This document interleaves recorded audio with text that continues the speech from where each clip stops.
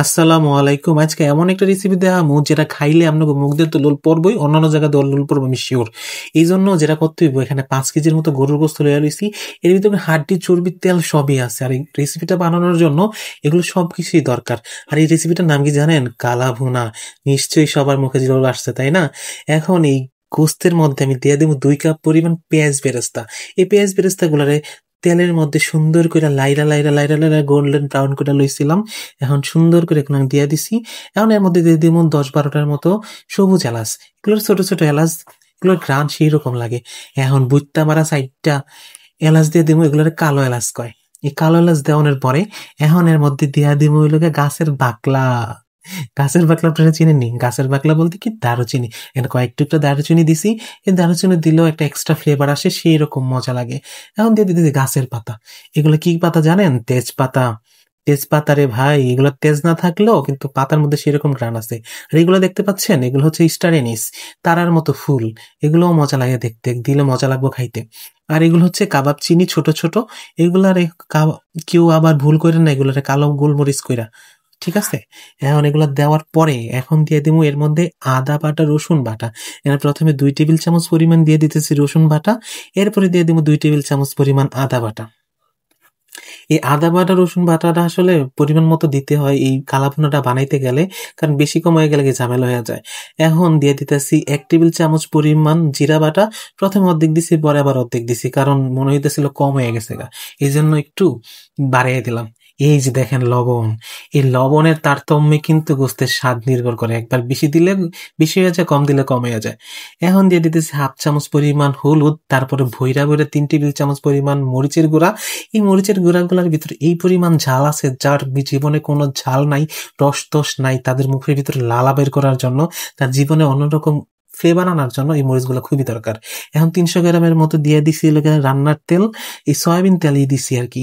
এই সয়াবিন তেল দেওয়ার এবার এক্সের মতো কইরা, মানে এক্সরের কথা মনে কইরা এখন গোস্তগুলোর এমন ভাবে মত্তাছে, মনে হইতাছে এক্সরে পাইলেও ঠিক এইভাবে মইত্তা তার জীবনটা নষ্ট, ধ্বংস করে দিতে পারতাম। যাই হোক, দেওয়ার পরে এখন আবার এর উপরে দিয়ে দিতেছিল গিয়া কাটা কুচি করা পেঁয়াজ। পেঁয়াজ যত দিবেন গোস্তের স্বাদও অন্যরকম হয়ে যাবে। এই রান্নার ভিতরে কিন্তু পেঁয়াজ সেই পরিমাণে লাগে। প্রথমে পেঁয়াজ বেরেস্তা দিছি, এখন পেঁয়াজ কুচি দিছি, আরো তো পেঁয়াজের খেলা আছে সামনে। এখন এই পেঁয়াজ দেওয়ানোর বড় আবারও মনে হইতাছে যে জীবনে যত ধরনের রাগ জিদ আছে এই গোস্ত গুলার উপরে আমি নিজে এগুলো প্রয়োগ করতেছি। এবার প্রয়োগ করতে করতে গোস্তের মশলাটা এমন ভাবে মাখাই দেবো যেন একদম গায়ে গায়ে মশলাটা ঢুকা যায়। আর এভাবে 30 মিনিট রেস্টে রাখা এখন আবার চুলার পরে বয়ে দিছি। এবার চুলার আগুনটা মিডিয়াম আঁচে রেখে দিব। এর ভিতরে আরেকটা মশলা বানিয়ে নিতেছি গোস্তটাকে একটু সুস্বাদু করানোর লেগে। একটা নিছিলাম হইলো জয়ত্রী, 1 টেবিল চামচ পরিমাণ লইয়া লইছি সাদা গোলমরিচ। এখন একটা জয়ফল রে ভাঙ্গা 2 টুকরা করে লইছি। এখন এর ভিতরে আরো সুস্বাদু করার লেগে দিয়ে দিব রাঁধুনি। এটা কয় রাঁধুনি মশলা। দেখছেন ছোট ছোট বিন্দু বিন্দু, এগুলারে মিক্স কইরা সবগুলারে ভালো কইরা এবার পাটার ভিতরে পিষা লইতে হইব। পিষে এমন ঘুরা ঘুরা করতে হইব যেন আপনার মনটা যেরকম ভাবে ঘুরা ঘুরা করছিল সেই দিনের কথাটা মনে করবেন। এই যে ঘুরা হয়ে গেছে গা, এর ভিতরে আবার যোগ করে দেবো গা হইলো 1 চা চামচ পরিমাণ গরম মশলা। ঠান্ডা মশলা দিলে হইব না, কিন্তু গরম মশলাই দিতে হইব। এই দেন গোস্তের ভিতরে কিন্তু পানি কিন্তু উঠে গেছে গা।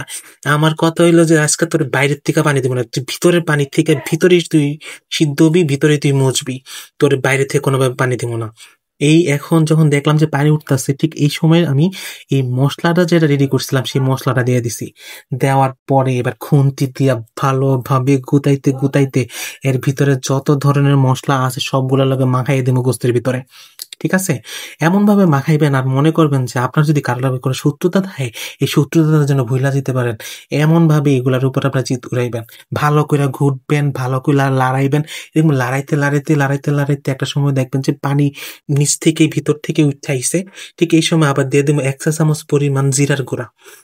এখন এই জিরার গুঁড়াটা দেওয়ানোর পরে আবার ওইটারে গুতাইতে গুতাইতে এর ভিতরে যত ধরনের রাগ আছে আপনি সবকিছু এর ভিতরে আপনি প্রয়োগ করতে পারেন।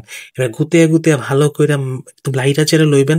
দেখবেন যে একটু পরে গোস্তটা একটু পরে গোস্তটা চেক করবেন যে গোস্তটা কি ভালো করে সিদ্ধ হয়েছে কিনা। যখন দেখবেন যে সিদ্ধ হয়ে গেছে, লাড়াচাড়া করানোর পরে এরপরে দিবেন আসল খেলা।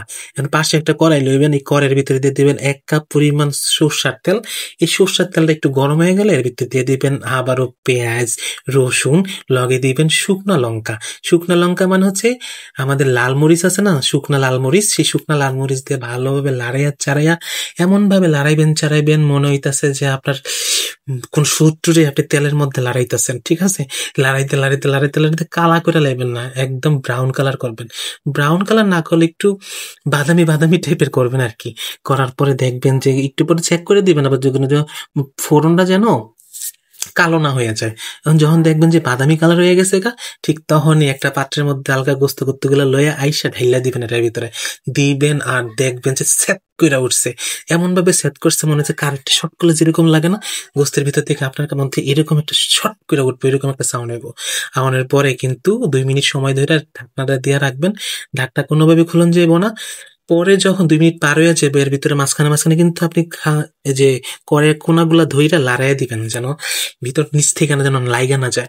যখন দেখবেন যে গোস্তের মধ্যে সম্পূর্ণ ফ্লেভারটা ঢুকে গেছে ফোড়নের, এখন ওই পাত্রটার থেকে উঠাইয়া এই যেটা ভিতরে রান্না করছিলাম এখন এটার ভিতরে ঢাইলা দিন।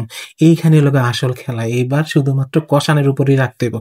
কষাইতে কষাইতে কষাইতে কষাইতে কষাইতে কষাইতে আপনার মনটাকে যেরকম আপনার এক্স কষাইছিল ঠিক ওইরকম করতে করতে করতে করতে দেখবেন যে এক সময় গোস্তটা কালো হয়ে গেছে। এই কালো হয়ে গেলেই মানে আপনার গোস্ত রেডি খাওয়ানোর জন্য।